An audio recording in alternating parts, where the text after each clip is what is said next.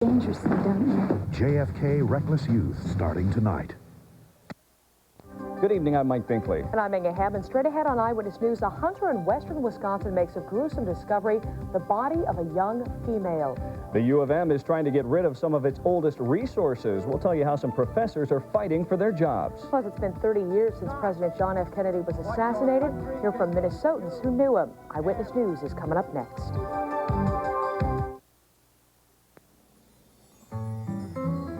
People, man, are they different. What they like in Spain isn't what they like in... Is this moving west? This is moving west toward the fatal moment.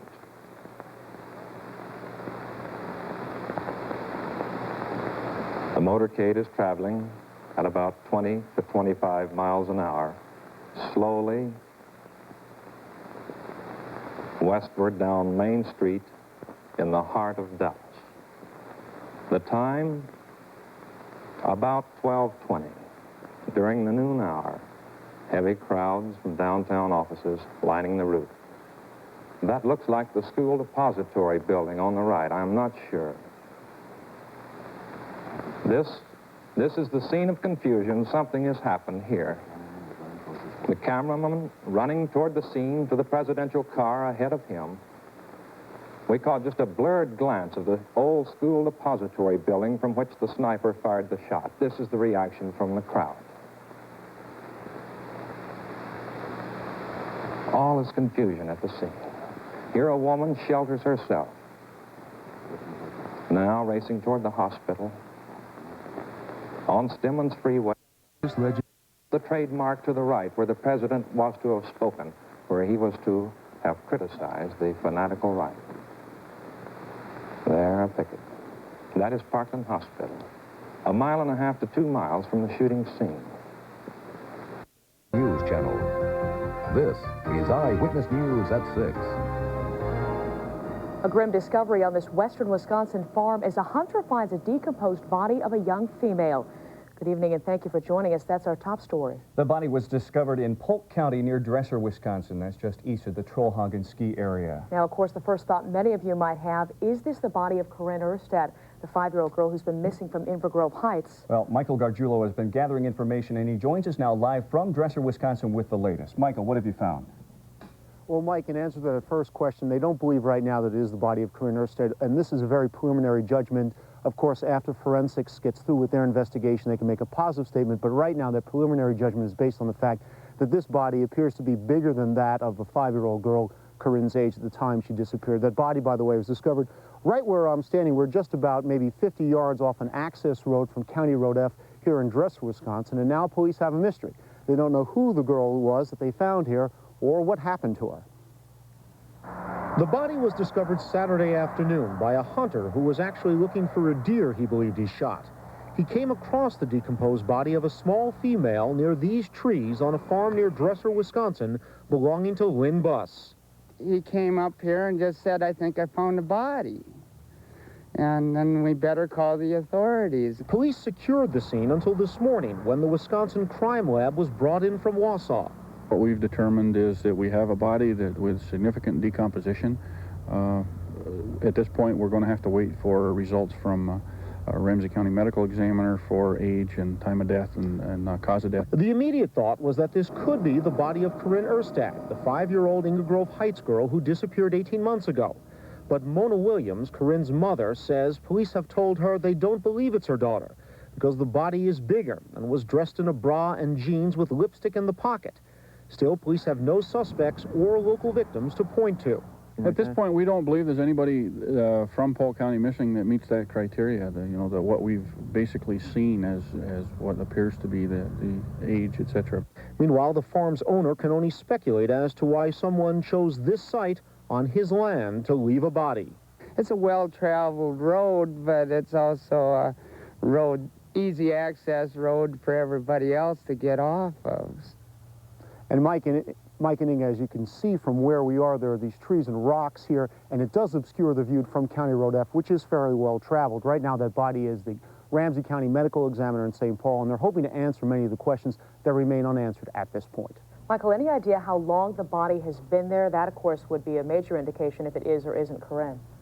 Well, Inga, I can only tell you what we've heard, and what we've heard is going to be anywhere from 3 to 4 months to sometime less than a year. So they'll be working with it that time frame. As we said, hopefully they'll have a lot more concrete answers to these questions. Okay, and of course you mentioned Corinne has been gone for nearly a year and a half now. Okay. 18 months, right. Okay, thank you, sir. Thanks, Michael.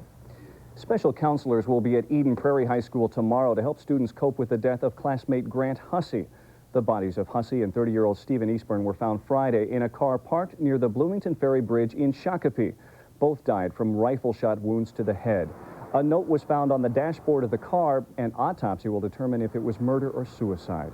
Meantime, separate memorial services for both Grant Hussey and Stephen Eastburn will be held on Tuesday, each at Pax Christi Catholic Church in Eden Prairie. Administrators at the University of Minnesota are coming under fire once again, this time from a group of professors. The faculty members are or will soon be 70 years old. And despite the fact the U is getting rid of its mandatory retirement age January 1st, these professors are being told, in essence, they're too old to teach. I myself and all of us, the ones to whom I've talked, feel they've been kicked in the behind, just kicked out into the street. Ava's a professor of Greek and Latin who's worked at the university more than 20 years, but now she and 14 other professors are being forced to retire based on the university's old mandatory retirement policy, a policy the federal government says must end January 1st. That policy says a professor who turns 70 has until July of the following year to step down, and since the policy will be eliminated by next July, the professors thought their jobs were safe. But now they're being told their jobs aren't safe. They don't have until next July. Matter of fact, they must be out by the end of this year. It's a decision that angers professors and students alike. These are some of the best teachers at the university, and just because they turned 70 this year is no reason to force them to retire. Distinguished people are still very active at their age. There's no reason why they should be required to retire at 70 if they still have a lot of the world's wisdom to give. The U senior vice president says anytime you change a policy, there will always be some disruption. Wherever you draw a line, right, saying people before this point must retire and after this point do not have to retire, there are always people on both sides of that, right? So no matter where you draw the line, there's always a feeling and say, gee, I wish I hadn't been on either side of the line, right? But for longtime professors, this isn't a matter of where to draw the line. This is a slap in the face. As far as respect for our accomplishments or our services, there's none. And tomorrow, a lawyer representing some of the professors will be meeting with university officials. The university says it is confident both sides can work out a solution. More than 100 people are dead this evening after a fiery plane crash in the former Yugoslavia. A blizzard forced the passenger jet to change course. The pilot apparently got lost and hit a mountain. Rescue crews called the wreckage, quote, a virtual torch. They say bodies and luggage are scattered around the crash site. One person survived the tragedy. 115 are presumed dead. American Airlines management today declared war against its striking flight attendants. Union leaders asked the company to agree to mediation in an effort to end the walkout. But today, American Chairman Robert Crandall turned down that offer, saying flight attendants already have his best offer. The average flight attendant working under the terms of the contract we have proposed will get an average increase of 7.8% each of the next 4 years. And folks, nobody in America gets those kinds of increases. Crandall says the strike is costing American $10 million a day. Flight attendants plan to end their walkout next Sunday. Attempts to merge 4 of Europe's largest airlines failed today, due in part to Northwest Airlines. Swiss Air, KLM, Scandinavia Air, and Austria Airlines wanted to band together, but a disagreement over which U.S. airline to team up with caused the deal to collapse. KLM chose Northwest because of their current business ties. The other 3 European carriers supported a deal with Delta. Calling the situation hopelessly deadlocked, further merger talks have been scrapped. Well, it's been 30 years since the nation was gripped in sadness over the death of President John F. Kennedy. Up next, we'll tell you how people all over the world are learning what happened in Dallas that tragic November day. The University of Minnesota unveils its new art museum in an open house. We'll give you a glimpse of this unusual structure. And I'm Joe Schmidt. The Central Division tightens up as the Packers lay one on the Lions. We'll have the details later in sports. And I'm meteorologist Jim Guy. I'll tell you about a special evening here at Bandana Square in St. Paul. We'll do that and also take a look at a frosty weather forecast. Stay with us. We'll be right back. And while there, a member of the meeting was called out and came back and told us the news. Although at that time, we did not know the president was dead. We did not know when I got back here at that time that he was dead. But, matter of fact, we had the last message we had was one rather of hope. And the entire company merely paused for a minute at the request of the chairman, and each of us, in his own way, said a silent prayer for the president. Should there be any concerns, sir, over national security at a time like this? No, I think the whole nation now would be almost all of us security agents. Will the nation be all right in the few months ahead? Oh, I'm not going to predict anything of that. I just say this. The American nation is a people of great common sense, and they are not going to be stampeded or bewildered. Thank you, Mr. President. History has had a sense. None of us will ever forget where he was and how he felt when the news was announced. As a bonus, the place was the sidewalk beside the open door of NBC News reporter Gabe Pressman's automobile, listening to the loudspeaker of the car radio. They had known for some minutes that the president was gravely wounded. Then came the instant when the worst was confirmed. A flash from Dallas. 2 priests who were with President Choose the dead of bullet wounds. This is the latest information we have from Dallas. We are, of course, standing by to give you all. Ford Coon Rapids gives you the best selection and greatest satisfaction, molded by 39 years of experience. Art Goebel Ford Coon Rapids. It's an easy choice. For 39 years, simply the best. 30 years ago tomorrow, the nation was shocked and deeply saddened when President John F. Kennedy was assassinated. Now, Americans sat by their radios and television sets for hours to get information about that deadly day in Dallas. And now, 3 decades later, people all over the world still clamor for anything related to the Kennedy legacy. As Russ McCansky tells us, curiosity is bringing many people to the School Book Depository Museum in Dallas.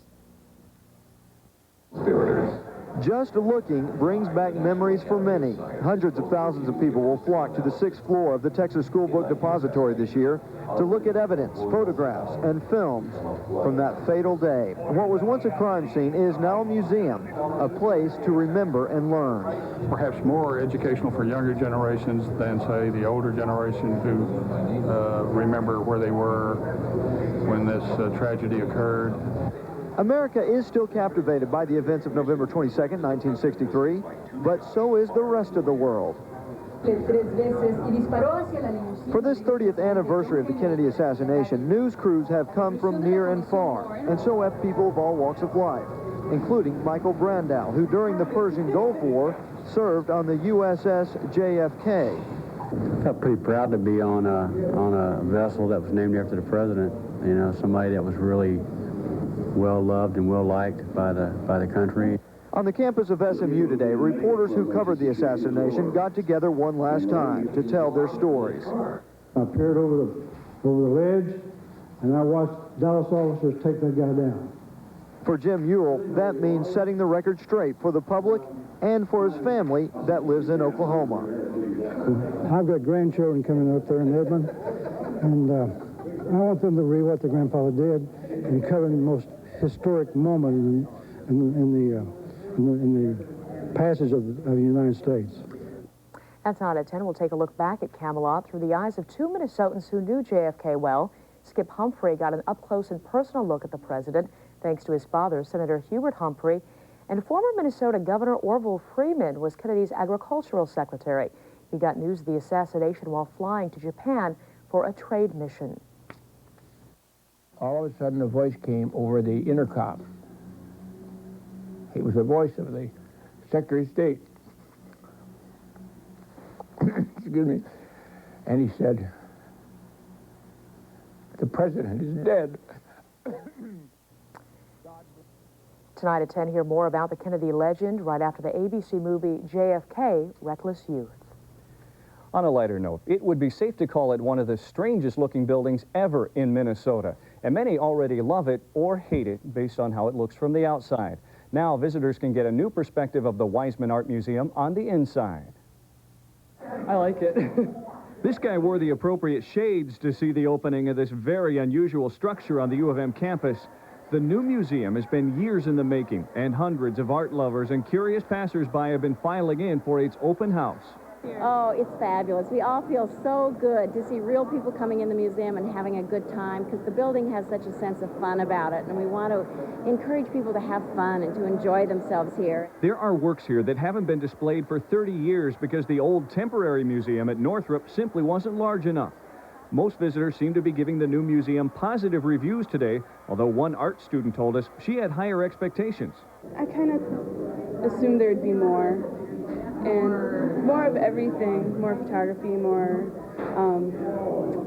it doesn't seem very, like there's very much. Well, the museum director says she doesn't expect everyone to like it, but at least they'll have an opinion about it, and that's what they're really hoping for. Another artistic sign of the Twin Cities is now open after some renovation. The Orpheum held an open house this afternoon to show off the changes. The stage is now much larger and seating has been improved in the auditorium. The interior of the building is breathtaking. It's just gorgeous. Theatergoers will spot the new 15-foot high chandelier, which is made of solid brass and cut glass.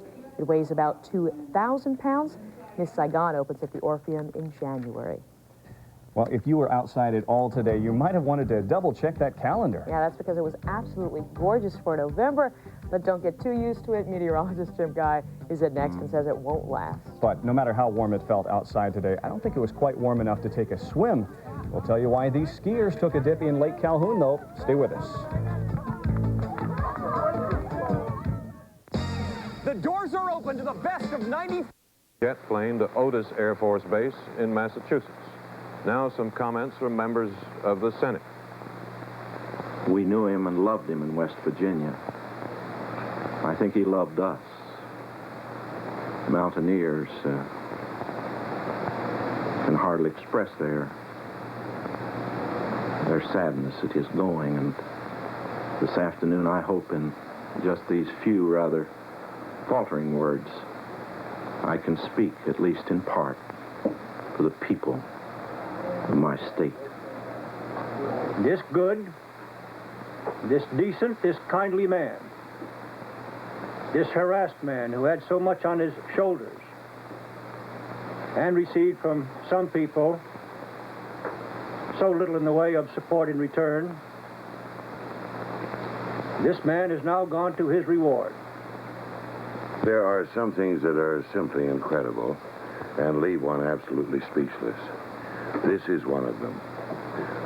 The assassin's bullet has removed from the most vital station on earth a brilliant and dedicated young statesman at the very height of his powers. And I know that all Americans, no matter where they come from, this new Buick, in God's fashion, will rally in support behind the President of the United States, Lyndon Johnson. Those are comments from members of the Senate. It's good! It's good! Dallas police are holding a suspect in the president's assassination, 24-year-old Lee H. Oswald. It was such a nice day for November. Inga said, I've just got to get a closer look at this. And put my glasses on so I can get a closer look of everything. Now I see Jim. I can see those gorgeous lights behind you that I couldn't usually see. They are absolutely beautiful lights. In fact, over 100,000 lights. And officially here at Bandana Square, they're not going to officially turn these on for the holiday season until 6:30 tonight. There's all kinds of activities going on here. But the folks were nice enough to turn them on so that we could show you a little preview of what it's going to look like. And I would like to bring in one of the general partners here at Bandana Square. This is Jeff Roberts. Hi, Jeff.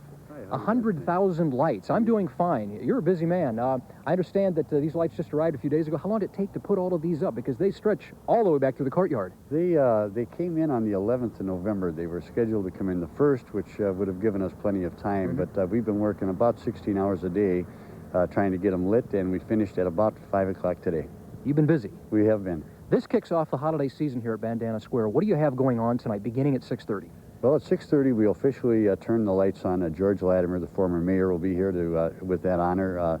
Masters of Ceremony Leigh Cameron, Dudley Riggs, and Tim Russell will be Masters of Ceremonies for a good lineup of entertainment tonight. We've got More by Four. We have the 42nd Street Express doing Swonderful Gershwin, an hour show, and music by Kenny Horse Quartet. It's free and open to the public, and we'd love to have folks stop out and see us. And we want to explain, once again, that you're going to turn the lights off here when we're done, and then the folks can come and gather here in the courtyard, and then you turn them on at 6:30. Correct. It's a beautiful display. Thank you. I know you are busy. I'm going to let you run. I appreciate it. Thank you very much. And that's it gets started at 6:30. It has been an absolutely perfect day, and it's a perfect night to come out here to Bandana Square. Let's go ahead and take a look at current conditions. 45 degrees, dew points at 31, relative humidity at 58%. The wind's going to be picking up overnight. Right now, it's out of the southwest at 13, and the pressure is rising. Look at the high today, 50 for the high today. Low this morning, 34, no rain or snow, and records for this date, the record high 67, the record low 1 below, and sunrise tomorrow morning is going to be at 7:19. Now then, I want to show you temperatures across the state. We're in the 40s and 50s in the southern part of Minnesota, but to the north, it's quite a bit colder. International Falls, the cold air is there, 31 degrees. That cold front is in the northern part of the state right now. And you can see that. Watch what happens when we put the clouds into motion for you. This is the satellite view over us. And that cold front is sinking down through North Dakota and northern Minnesota right now. As it bumps into some of this warmer air that we have over us, we may see a few flurries kicked off overnight tonight. I don't think we'll see much in the way of accumulation. So let me update you now on the AccuFi forecast for overnight tonight, because it's going to be turning quite a bit colder. We'll see the clouds increase, low around 26 degrees, and a few flurries a possibility with a wind shift to the northwest and north.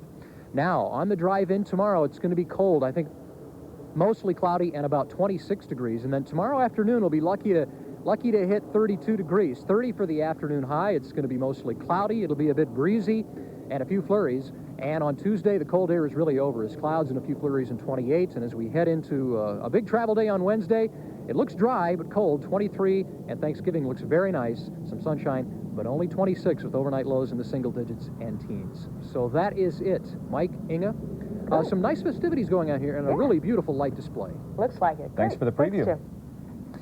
Well, when most of us think of taking a swim, a cool November day, any day in November isn't usually the time we think of doing it. That's right, but we caught up with some people who did just that today. Find out about a chilly swim for a great cause. Plus, we have a live look right there at Tampa Stadium, where it is a lot warmer for tonight's Vikings-Bucks game. Joe Schmidt is in next with all the sports. The great God, the same solemn oath our forebears prescribed nearly a century and 3/4 ago. The world is very different now, for man holds in his mortal hands the power to abolish all forms of human poverty and all forms of human life. And yet the same revolutionary beliefs for which our forebears fought are still at issue around the globe. The belief that the rights of man come not from the generosity of the state, but from the hand of God. We dare not forget today that we are the heirs of that first revolution. Let the word go forth from this time and place to friend and foe alike that the torch has been passed to a new generation of Americans born in this century, tempered by war, disciplined by a hard and bitter peace. Your home. With every 5 windows you buy, you get 1 free. Who do I call? Call Twin City Storm Sash at 546-8160. Remember, buy 5, get 1 free. Jim Norman has gone through a lot of changes. We've been committed, and to which we are committed today at home and around the world.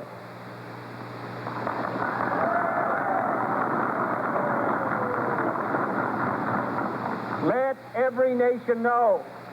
Their lives. The Kennedy Connection, tonight at 10. Chuck Foreman and Bob Kempinen on the wrap.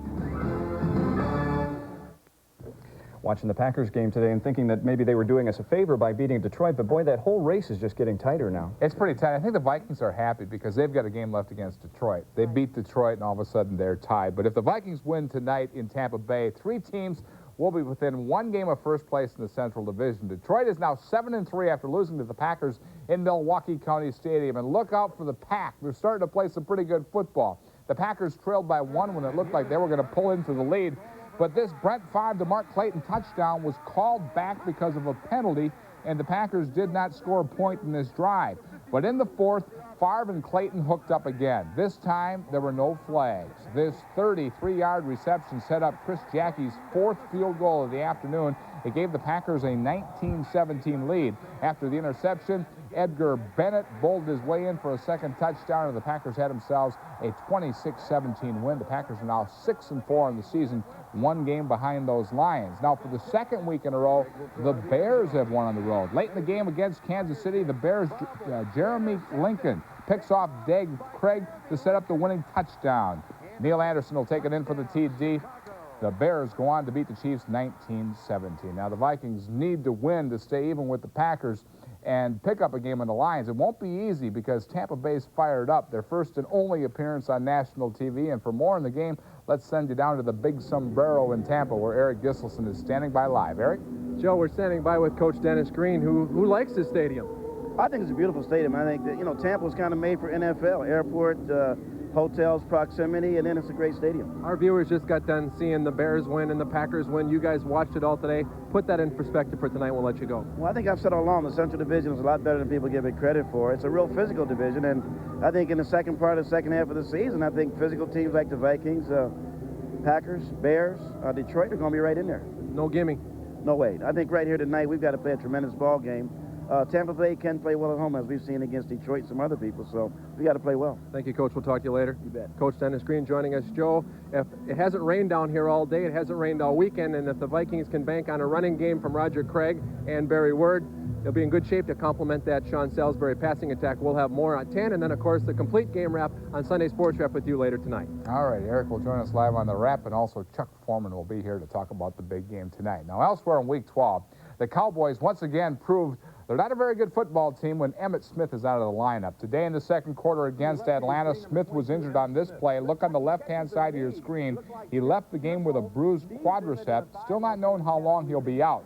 The Falcons made it look easy today. Even Neon Deion Sanders scored, taking a Bobby Hebert pass. Deion went dancing down the sideline for 70 yards in the TD. The Cowboys have won 7 straight games with Emmitt in the lineup. Today they lose 27-14. Once again, the Dolphins coach Don Shula was a winner today with a different quarterback. 39-year-old Steve DeBerg. DeBerg threw 2 touchdown passes today, including a 44-yarder to Irving Fryer against his old team. The Dolphins beat the Patriots 17-13. Elsewhere, the Bengals are now 0-10. They lose to the Jets by 5. Buffalo's up to 8-2 after beating Indianapolis. The Oilers win for the 5th time in a row over Cleveland. It is the Giants leading Philadelphia in the 4th, 7-3. Denver all over Pittsburgh in the 4th. San Diego has a LA has a 12-0 lead on San Diego, and the Rams are leading Washington. And a sad note in sports tonight, professional golfer Heather Farr has lost her bout with cancer. Farr died Saturday night after battling the disease for the past 4 years. To tell you how popular she was on the tour, 20 LPGA golfers were at the hospital in Arizona when she died. Heather Farr was 28 years old, and she was a courageous person. Oh, what a shame. Thanks, Joe. Thanks, Joe. Well, finally tonight, we mentioned this before, for 3 weeks into November, this was a great day. Yeah, warm, sunny, absolutely beautiful, but good enough for a swim. Well, evidently, these folks right there, they think so. These crazy people are members of Skiers Against Hunger. Each year at this time, they take a chili dip into Lake Calhoun to raise awareness and money for the World Hunger problem. Over the past 16 years, skiers have raised nearly $500,000 for local food shelves. They hope to eliminate hunger by the year 2000, and I've been out there with them before. Usually it's snowing. They've had colder days, yeah. Oh, they got lucky this year. Well, that's it for now. We'll see you back here again tonight at 10. Good night.